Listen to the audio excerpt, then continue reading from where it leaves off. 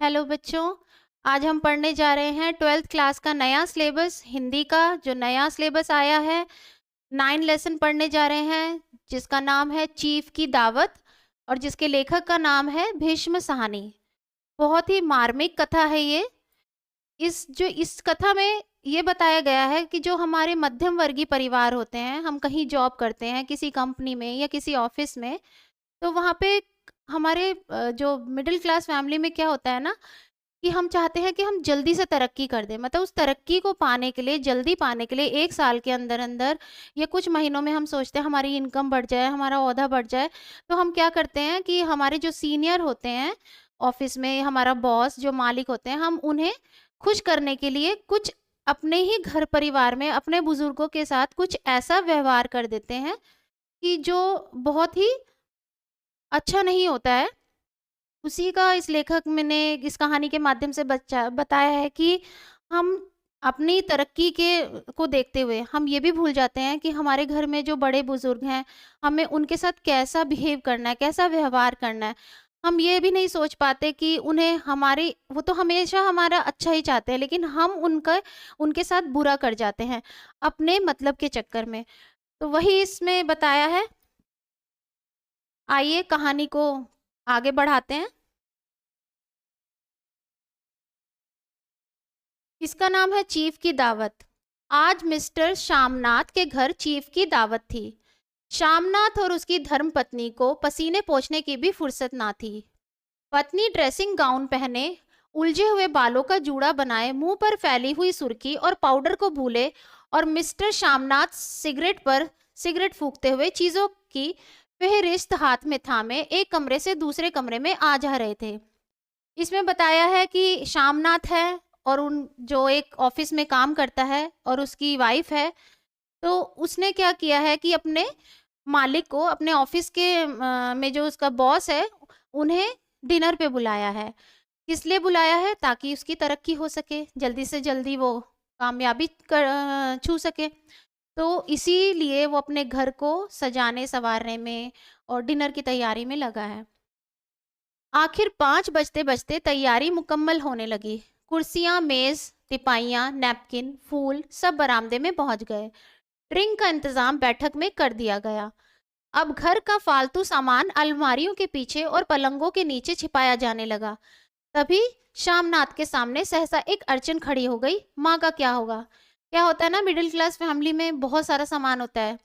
अब सामान कुछ ऐसा भी होता है कि फैला भी रहता है, एक्स्ट्रा अलमारी भी होती हैं, एक्स्ट्रा बर्तन होते हैं, कपड़े होते हैं। तो क्या था कि उनको तो बहुत अच्छा घर और साफ सुथरा घर दिखाना है। तो क्या करते हैं ना कि बेड के नीचे छुपा दिया, कुछ अलमारियों के पीछे रख दिया, अलमारियों के अंदर अंदर कौन देख रहा है कि क्या है। वही सब चल रहा था। सहसा एक अड़चन खड़ी हो गई। माँ का क्या होगा? इसमें लेखक ने बताया है कि जो श्यामनाथ है, उसकी माँ है एक, जो बहुत बुजुर्ग है, विडो हैं। तो अब विडो भी हैं, बुजुर्ग भी हैं, उम्र हो गई है उनकी बहुत। तो उनकी हालत ऐसी है कि अब कोई बहुत एजिड है तो वो सज सवर के तो नहीं रहेगा और ना ही वो कोई फैशनेबल कपड़े पहनेगा। अब उसकी वाइफ तो अच्छे से कपड़े पहन के रेडी हो सकती है और वो भी खुद हो सकता है, लेकिन माँ का क्या? माँ माँ की तो झुर्रियाँ भी हैं, बुढ़ापा आ गया है, विडो भी हैं, उनकी आँखों से भी उन्हें नहीं उतना दिखता है। और वो बहुत अच्छे ऐसे कपड़े भी नहीं डाल के रहती हैं, सिंपल सोबर कपड़े में रहती हैं। तो उन्हें अपनी ही माँ से उनको एम्बेरस फील हो रहा है। इस बात की ओर ना उनका और ना उनकी कुशल गृहिणी का ध्यान गया था। मिस्टर श्यामनाथ श्रीमती की ओर घूमकर अंग्रेजी में बोले, माँ का क्या होगा? श्रीमती काम करते करते ठहर गई और थोड़ी देर तक सोचने के बाद बोली, इन्हें पिछवाड़े इनकी सहेली के घर भेज दो, रात भर बेशक वहीं रहें, कल आ जाएं। श्यामनाथ सिगरेट मुंह में रखे सिकुड़ी आंखों से श्रीमती के चेहरे की ओर देखते हुए पल भर सोचते रहे, फिर सिर हिलाकर बोले, नहीं, मैं नहीं चाहता कि उस बुढ़िया का आना जाना यहाँ फिर से शुरू हो। श्यामनाथ नहीं चाहते थे कि उसकी माँ जो है वो किसी से मिले जुले, बाहर जाए। वो सोचते थे कि बस वो घर में ही रहे। पहले ही बड़ी मुश्किल से बंद किया था। माँ से कहें कि जल्दी ही खाना खा के शाम को ही अपनी कोठरी में चली जाएं। मेहमान कहीं 8 बजे आएंगे, इससे पहले ही अपने काम से निपट लें। शामनाथ को अपने मेहमानों के सामने अपनी माँ को लाने में इतना एम्बेरस फील हो रहा था कि वो ये सोचने लग गया कि सामान की तरह अपनी माँ को वो कैसे छुपाए। सुझाव ठीक था, दोनों को पसंद आया, मगर फिर सहसा श्रीमती बोल उठी, जो वह सो गई और नींद में खर्राटे लेने लगी, तो साथ ही तो बरामदा है जहां लोग खाना खाएंगे, तो इन्हें कह देंगे कि अंदर से दरवाजा बंद कर ले, मैं बाहर से ताला लगा दूंगा, या माँ को कह देता हूँ कि अंदर जाकर सोए नहीं, बैठी रहे। और क्या, और जो सो गई तो डिनर का क्या मालूम कब तक चले, 11-11 बजे तक तो तुम ड्रिंक ही करते रहते हो।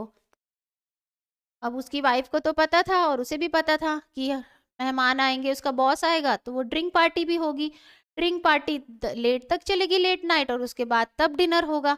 तो अब वो एक, उसकी माँ जो है वो बुजुर्ग हैं, तो वो तो थक जाएंगी, और बुजुर्ग लोग क्या होता है कि जल्दी खाते हैं, फिर जल्दी खा के उन्हें जल्दी सोना भी होता है। अब 10 बजे तक, 11 बजे तक तो वो लोग नहीं जाग सकते, और सोएंगी तो उसे पता है कि खर्राटे लेंगी। अब खर्राटे लेना या नहीं लेना किसी के बस में तो नहीं होता है।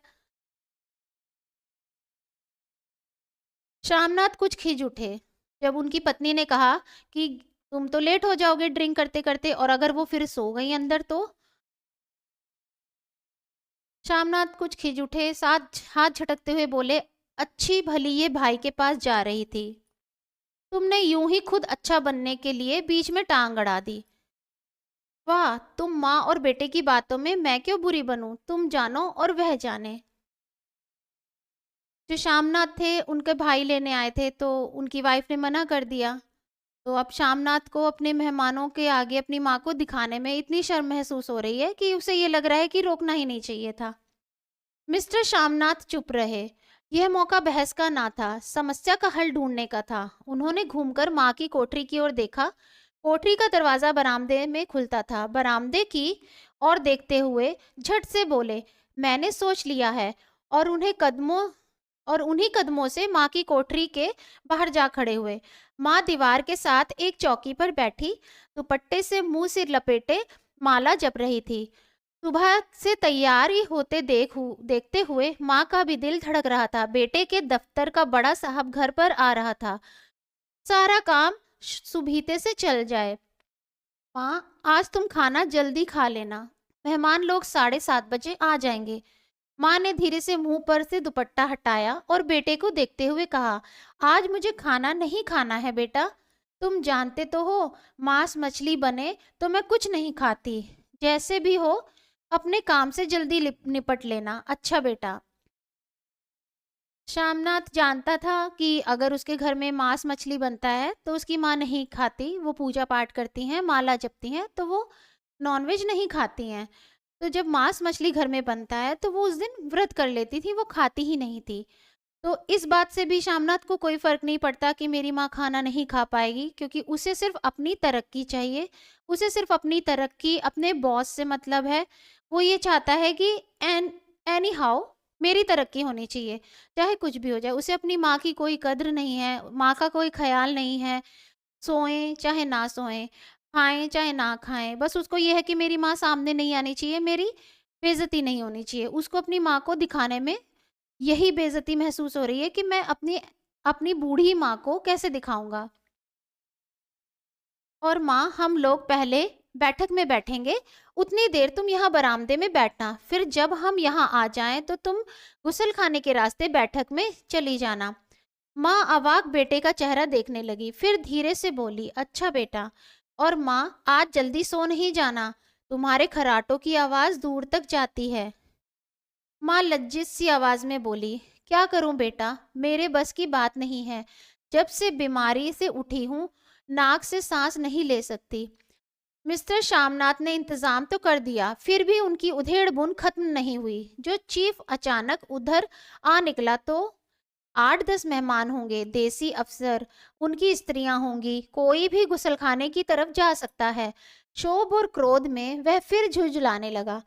एक कुर्सी को उठाकर बरामदे में कोठरी के बाहर रखते हुए बोले, आओ माँ, इस पर जरा बैठो तो। माँ माला संभालती, पल्ला ठीक करती उठी और धीरे धीरे से कुर्सी पर आकर बैठ गई। यूं नहीं माँ, टांगे ऊपर चढ़ाकर नहीं बैठते, ये खाट नहीं है। माँ ने टांगे नीचे उतार ली।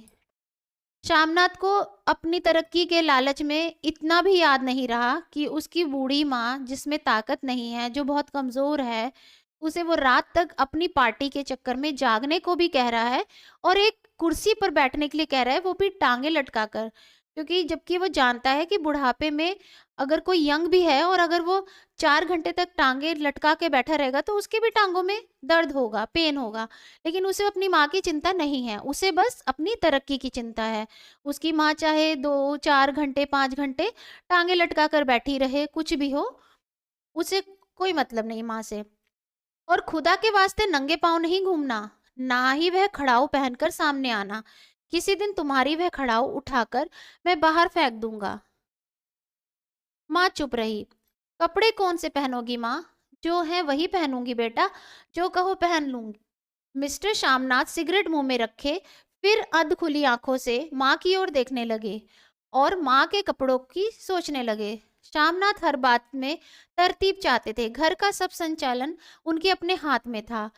कुटिया कमरों में कहाँ लगाई जाए, बिस्तर कहाँ पर बिछे, किस रंग के पर्दे लगाए जाएं, श्रीमती कौन सी साड़ी पहने, मेज किस साइज की हो। श्यामनाथ को चिंता थी कि अगर चीफ का साक्षात माँ से हो गया तो कहीं लज्जित ना होना पड़े। माँ को सिर से पांव तक देखते हुए बोले, तुम सफेद कमीज और सफेद सलवार पहन लो माँ, पहन के आओ तो जरा देखूं। श्यामनाथ को चाहिए था कि जैसे मैं और मेरी बीवी टिप टॉप दिखें। अगर गलती से उसके बॉस जो आ रहे हैं मेहमान, अगर उनकी नज़र माँ पे पड़ जाए, अगर उनकी माँ सामने आ जाए या उनका आमना सामना हो जाए, तो वो अपनी माँ के कपड़ों से उनकी इंसल्ट ना हो, उनको एम्बेरस फील ना हो। वो अपनी माँ को भी चाहते थे कि अगर गलती से देख ले तो वो ठीक लगे। माँ धीरे से उठी और अपनी कोठरी में कपड़े पहनने चली गई। यह माँ का झमेला ही रहेगा। उन्होंने फिर अंग्रेजी में अपनी स्त्री से कहा, कोई ढंग की बात हो तो भी कोई कहे, अगर कहीं कोई उल्टी सीधी बात हो गई, चीफ को बुरा लगा तो सारा मजा जाता रहेगा। श्यामनाथ को सिर्फ चीफ और उसके मजे की फिक्र है। माँ सफेद कमीज और सफेद सलवार पहनकर बाहर निकली। छोटा सा कद, सफेद कपड़ों में लिपटा छोटा सा सूखा हुआ शरीर, धुंधली आंखें, केवल सिर के आधे झड़े हुए बाल पल्ले की ओट में छिप पाए थे, पहले से कुछ ही कम कुरूप नजर आ रही थी। चलो ठीक है, कोई चूड़ियां वूड़ियां हो तो वह भी पहन लो, कोई हर्ज नहीं। चूड़ियां कहाँ से लाऊं बेटा, तुम तो जानते हो सब जेवर तुम्हारी पढ़ाई में बिक गए। यह वाक्य श्यामनाथ को तीर की तरह लगा। तिनक कर बोला, यह कौन सा राग छेड़ दिया? माँ सीधा कह दो नहीं है जेवर, बस। इससे पढ़ाई वढ़ाई का क्या ताल्लुक है? जो जेवर बिका तो कुछ बनकर ही आया है, निरा लडूरा तो नहीं लौट आया। जितना दिया था उससे दुगना ले लेना। श्यामनाथ को अपनी माँ से बोलने की भी तमीज नहीं है। वो ये भी नहीं सोच रहा है कि मैं अपनी माँ को जो इतनी बातें सुना रहा हूँ, आज मैं जहाँ भी हूँ, जो भी हूँ, अपनी माँ की वजह से हूँ। उसे अगर इतना उसे लग रहा है कि मेरी माँ ने मुझे चूड़ियाँ बेच के अगर पढ़ाया भी है तो क्या हो गया? अगर इस लायक अगर वो आज है भी तो अपनी माँ के लिए तो कुछ नहीं कर रहा है, उल्टा उसे शर्म आ रही है अपनी माँ को दिखाने में भी। मेरी जीभ जल जाए बेटा, तुमसे जेवर लूंगी, मेरे मुंह से यूं ही निकल गया, जो होते तो लाख भर पहनती। 5:30 बज चुके थे। अभी मिस्टर श्यामनाथ को खुद भी नहा धोकर तैयार होना था। श्रीमती कब की अपने कमरे में जा चुकी थी। श्यामनाथ जाते ही एक बार फिर माँ को हिदायत करते गए, माँ रोज की तरह गुमसुम बन के नहीं बैठी रहना। अगर साहब इधर आ निकले और कोई बात पूछे तो ठीक तरह से बात का जवाब देना। मैं ना पढ़ी लिखी बेटा, मैं क्या बात करूंगी, तुम कह देना माँ अनपढ़ है, कुछ जानती समझती नहीं, वह नहीं पूछेगा। 7 बजते बजते माँ का दिल धक धक करने लगा। अगर चीफ सामने आ गया और उसने कुछ पूछा तो वह क्या जवाब देगी? अंग्रेज को तो दूर से ही देख के जब वह घबरा उठती थी। यह तो अमरीकी है। उसकी माँ जानती थी कि उसका बेटा बहुत गुस्से वाला है। वो ये भी देख रही थी कि सुबह से ही घर की सजावट में और पार्टी की तैयारियां हो रही हैं।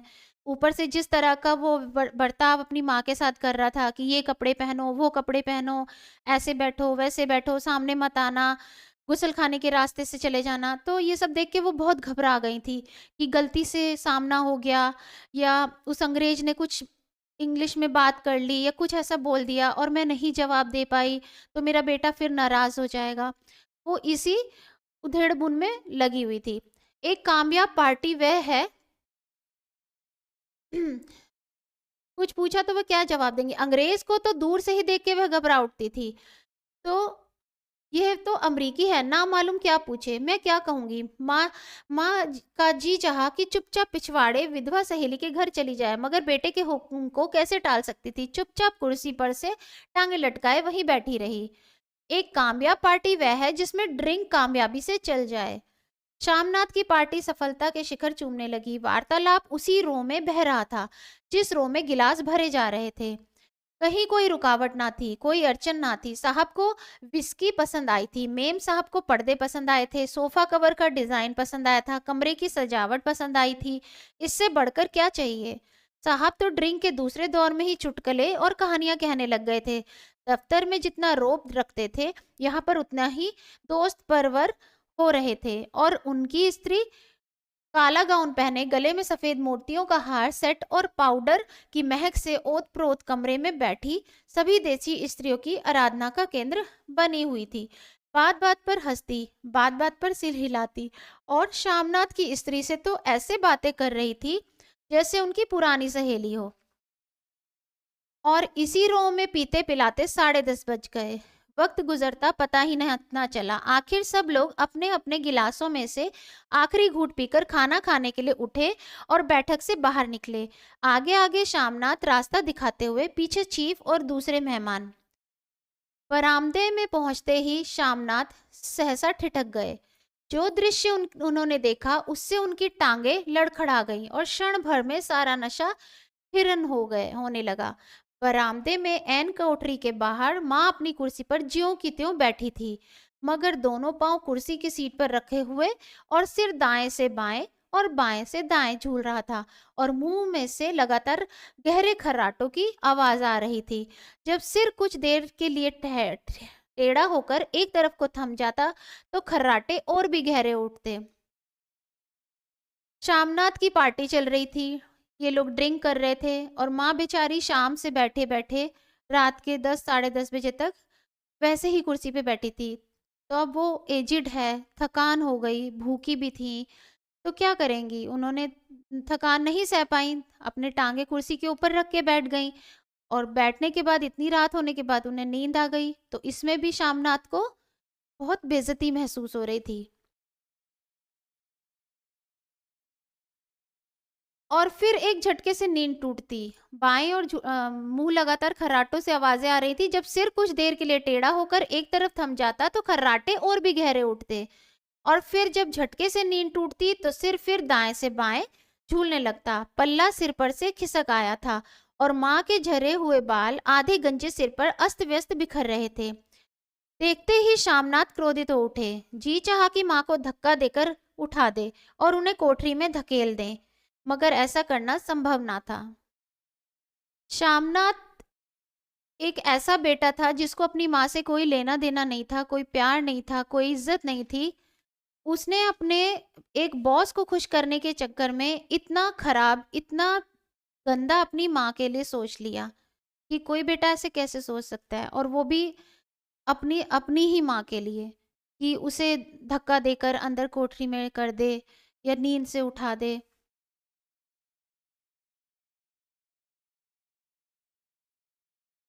चीफ और बाकी मेहमान पास खड़े थे।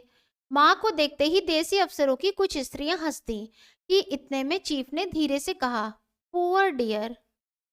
माँ हड़बड़ा के उठ बैठी। सामने खड़े इतने लोगों को देखकर ऐसी घबराई कि कुछ कहते न बना। झट से पल्ला सिर पर रखती हुई खड़ी हो गई और जमीन को देखने लगी। उनके पांव लड़खड़ाने लगे और हाथों की उंगलियां थर थर कांपने लगी। माँ को लगा कि मेरे बेटे ने तो कहा था कि सीधे बैठे रहना नीचे टांगे करके, और नींद में थकावट में उन्हें नहीं पता चला, वो अपनी दोनों टांगे ऊपर करके सो गई। तो अब वो ये सोच रही थी कि अब मेरा बेटा क्या कहेगा, और एक तरफ वो उस अफसर को देख के भी बहुत घबरा गई थी। माँ तुम जाकर सो जाओ, तुम क्यों इतनी देर तक जाग रही थी? और खिसियाई हुई नजरों से श्यामनाथ चीफ के मुंह की ओर देखने लगे। चीफ के चेहरे पर मुस्कुराहट थी। वह वहीं खड़े खड़े बोले, नमस्ते। माँ ने झिझकते हुए अपने में सिमटते हुए दोनों हाथ जोड़े, मगर एक हाथ दुपट्टे के अंदर माला को पकड़े हुए था, दूसरा बाहर। ठीक तरह से नमस्ते भी ना कर पाए श्यामनाथ इस पर भी खिन्न उठे। इतने में चीफ ने अपना दायां हाथ हाथ मिलाने के लिए माँ के आगे किया। माँ और भी घबरा उठी। माँ हाथ मिलाओ। पर हाथ कैसे मिलाती? दाएं हाथ में तो माला थी। घबराहट में माँ ने बायां हाथ ही साहब के दाएं हाथ में रख दिया। श्यामनाथ की माँ इतनी डर गई थी, इतनी घबरा गई थी, उन्हें कुछ समझ नहीं आ रहा था कि मुझे क्या करना है, क्या बोलना है। इसी घबराहट में उन्होंने उल्टे हाथ से हेलो कर दिया। तुम तो जानती हो दायां हाथ मिलाया जाता है, दायां हाथ मिलाओ। मगर तब तक चीफ माँ का बायां हाथ ही बार बार हिलाकर कह रहे थे, हाउ डू यू डू। कहो माँ, मैं ठीक हूँ, खैरियत से हूँ। माँ कुछ बड़बड़ाई। माँ कहती है, मैं ठीक हूँ। कहो माँ, हाउ डू यू डू। माँ धीरे से सकूचते हुए बोली, हो डू डू। कि माँ को इंग्लिश तो आती नहीं थी, तो वो कैसे बोलती? जो उनका बेटा दोहरा रहा था वही दोहराने की कोशिश की। एक बार फिर कह कहा उठा। वातावरण हल्का होने लगा। साहब ने स्थिति संभाल ली। लोग हंसने चहकने लगे थे। श्यामनाथ के मन का क्षोभ भी कुछ कुछ कम होने लगा था। साहब अपने हाथों में माँ का हाथ अब भी पकड़े हुए थे और माँ सिकुड़ी जा रही थी। साहब के मुंह से शराब की बू आ रही थी। श्यामनाथ अंग्रेजी में बोले, मेरी माँ गांव की रहने वाली है, उम्र भर गांव में रही हैं, इसीलिए आपसे लज जाती हैं। साहब इस पर खुश नजर आए। बोले, सच, मुझे गांव के लोग बहुत पसंद है। तब तो तुम्हारी माँ गांव के गीत और नाच भी जानती होंगी। चीफ खुशी से सिर हिलाते हुए माँ को टिकटिकी बांधे देखने लगे। माँ, साहब कहते हैं कोई गाना सुनाओ, कोई पुराना गीत, तुम्हें तो कितने ही याद होंगे। माँ धीरे से बोली, मैं क्या गाऊंगी बेटा, मैंने कब गाया है? वह माँ, मेहमान का कहा भी कोई टालता है? साहब ने इतनी रीझ से कहा है। नहीं गाओगी तो साहब बुरा मानेंगे। मैं क्या गाऊं बेटा, मुझे क्या आता है? वाह, कोई बढ़िया टप्पे सुना दो। दो पत्तर अनारा दे। देसी अफसर और उनकी स्त्रियों ने इस सुझाव पर तालियां पीटी। माँ कभी दीन दृष्टि से बेटे के चेहरे को देखती, कभी पास खड़ी बहू के चेहरे को। श्यामनाथ अपनी इस अपने इस व्यवहार से इतना नीचे गिरता जा रहा था कि वो ये भी सोच नहीं पा रहा था कि इस उम्र में मैं अपनी माँ को किस तरह लज्जित कर रहा हूँ। वो पहले ही बहुत घबराई हुई हैं, डरी हुई हैं, आधी नींद में भी हैं, थकी हुई हैं, भूखी हैं। उसे अपनी माँ के इससे कोई लेना देना नहीं था। उसे सिर्फ अपनी तरक्की से और अपने हर हाल में अपने जो चीफ थे उसको हर हाल में खुश करने की पड़ी थी। उसको बस ये चाहिए था कि किसी भी तरह मेरे जो बॉस हैं वो मुझसे खुश होकर मुझे बस तरक्की दे दें। उसके लिए वो कुछ भी करने को तैयार था। इतने में बेटे ने गंभीर आदेश भरे लहजे में कहा, माँ। इसके बाद हाँ या ना का सवाल ही ना उठता था। माँ बैठ गई और क्षीण दुर्बल लर्जती आवाज में एक पुराना विवाह का गीत गाने लगी। हरिया नी माए, हरिया नी भैणे, हरिया ते भागी भरिए है। ये एक पंजाबी गीत है। जिसको पंजाबी आती है उसे समझ में आएगा, जिसको नहीं आती उसे समझ में नहीं आएगा। देसी स्त्रियां खिलखिला के हंस उठी। 3 पंक्तियां गा के माँ चुप हो गई। बरामदा तालियों से गूंज उठा। साहब तालियां पीटना बंद ही ना करते थे। शामनाथ की खिज प्रसन्नता और गर्व में बदल उठी थी, क्योंकि उसे ये लगा कि अब मेरी माँ ने चाहे भले 3 ही पंक्तियां सुनाई, लेकिन उसके साहब को तो बहुत खुशी हो रही है, तो उसकी तरक्की पक्की है। माँ ने पार्टी में नया रंग भर दिया था। तालियां थमने पर साहब बोले, पंजाब के गांवों की दस्तकारी क्या है? श्यामनाथ खुशी से झूम रहे थे। बोले, ओ बहुत कुछ साहब, मैं आपको एक सेट उन चीजों का भेंट करूंगा, आप उन्हें देख के खुश होंगे। मगर साहब ने सिर हिलाकर अंग्रेजी में फिर पूछा, नहीं, मैं दुकानों की चीज नहीं मांगता। पंजाबियों के घरों में क्या बनता है, औरतें खुद क्या बनाती हैं? श्यामनाथ कुछ सोचते हुए बोले, लड़कियां गुड़ियां बनाती हैं, औरतें फुलकारियां बनाती हैं। फुलकारी क्या है? श्यामनाथ फुलकारी का मतलब समझाने की असफल चेष्टा करने के बाद माँ को बोले, क्यों माँ, कोई पुरानी फुलकारी घर में है? माँ चुपचाप अंदर गई और पुरानी फुलकारी उठा लाई। साहब बड़ी रुचि से फुलकारी देखने लगे। पुरानी फुलकारी थी, जगह जगह से उसके टांगे टूट रहे थे और कपड़ा फटने लगा था। साहब की रुचि को देखकर श्यामनाथ बोले, ये फटी हुई है साहब, मैं आपको नई बनवा दूंगा, माँ बना देगी। क्यों माँ, साहब को फुलकारी बहुत पसंद है, इन्हें ऐसी ही फुलकारी बना दोगी ना? माँ चुप रही, फिर डरते डरते धीरे से बोली, अब मेरी नजर कहाँ है बेटा, बूढ़ी आंखें क्या देखेंगी? मगर माँ का वाक्य बीच ही में तोड़ते हुए श्यामनाथ साहब को बोले, वह जरूर बना देगी, आप उसे देखकर खुश होंगे। साहब ने सिर हिलाया, धन्यवाद किया और हल्के हल्के झूमते हुए खाने की मेज की ओर बढ़ गए। बाकी मेहमान भी उनके पीछे पीछे हो लिए। जब मेहमान बैठ गए और माँ पर से सबकी आंखें हट गई तो माँ धीरे से कुर्सी पर से उठी और सबकी नजरें बचाती हुई अपनी कोठरी में चली गई। मगर कोठरी में बैठने की देर थी कि आंखों से छल छल आंसू बहने लगे। वह दुपट्टे से बार बार उन्हें पहुंचती, पर वह बार बार उमड़ आते, जैसे बरसों का बांधा तोड़कर उमड़ आए हों। माँ ने बहु तेरा दिल को समझाया, हाथ जोड़े, भगवान का नाम लिया, बेटे को चिरायु होने की प्रार्थना की, बार बार आंखें बंद की, मगर आंसू बरसात के पानी की तरह जैसे थमने को ही ना आते थे।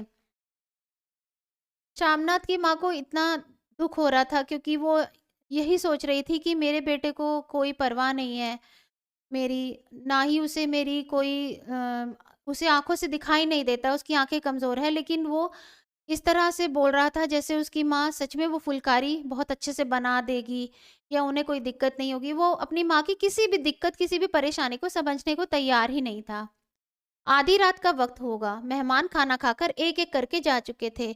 माँ दीवार से सटकर बैठी, आंखें फाड़े दीवार को देखी जा रही थी। घर के वातावरण में तनाव ढीला पड़ चुका था। मोहल्ले की निस्तब्धता शामनाथ के घर पर भी छा चुकी थी। केवल रसोई में प्लेटों के खनकने की आवाज आ रही थी। तभी सहसा माँ की कोठरी का दरवाजा जोर से खटकने लगा। माँ दरवाजा खोलो। माँ का दिल बैठ गया, हड़बड़ाकर उठ बैठी। क्या मुझसे फिर कोई भूल हो गई? माँ कितनी देर से अपने आप को कोस रही थी कि क्यों उसे नींद आ गई, क्यों वह ऊँघने लगी, क्या बेटे ने अभी तक क्षमा नहीं किया?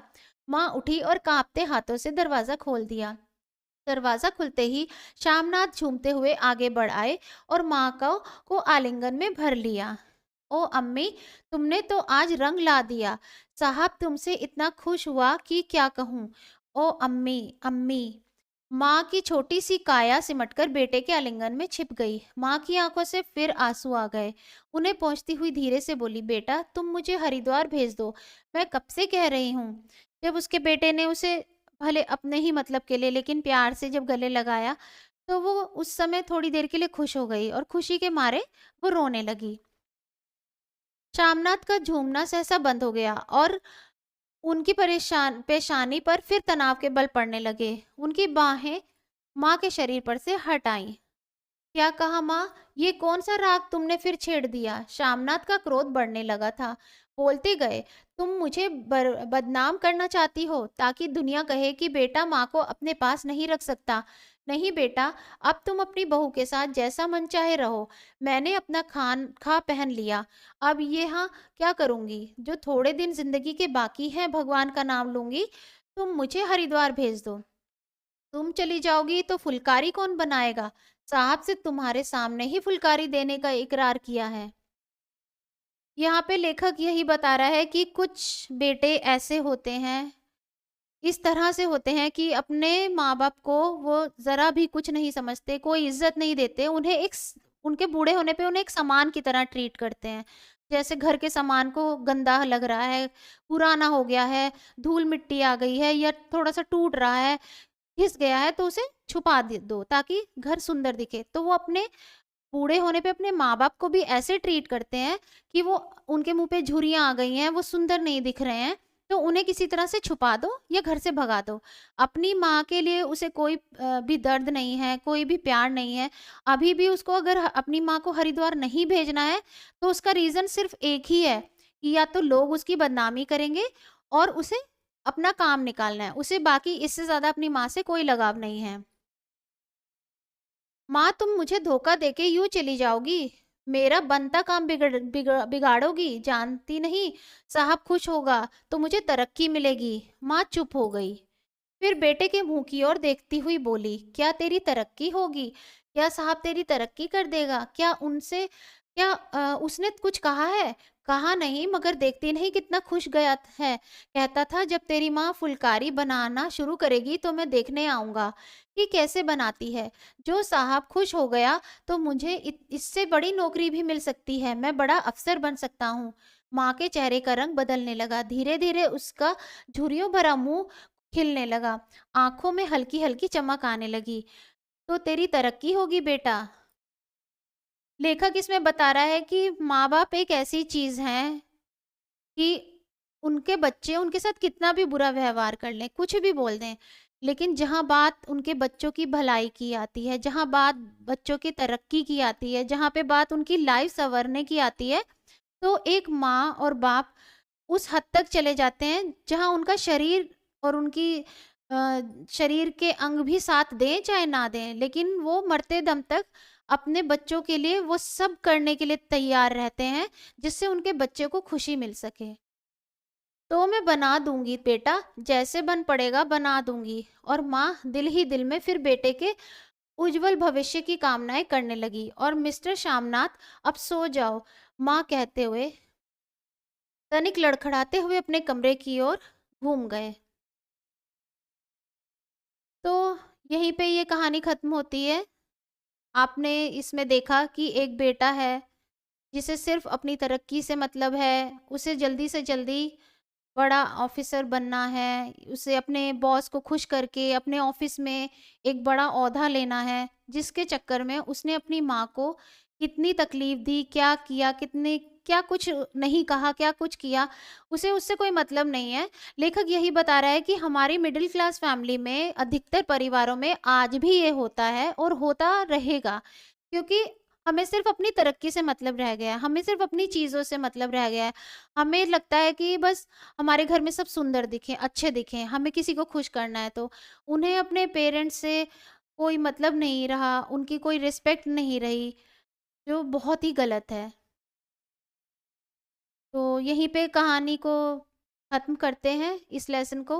एक और लेसन के साथ जल्दी मिलेंगे। आप इसे अच्छे से पढ़ लीजिए, समझ लीजिए। Wish you all the best.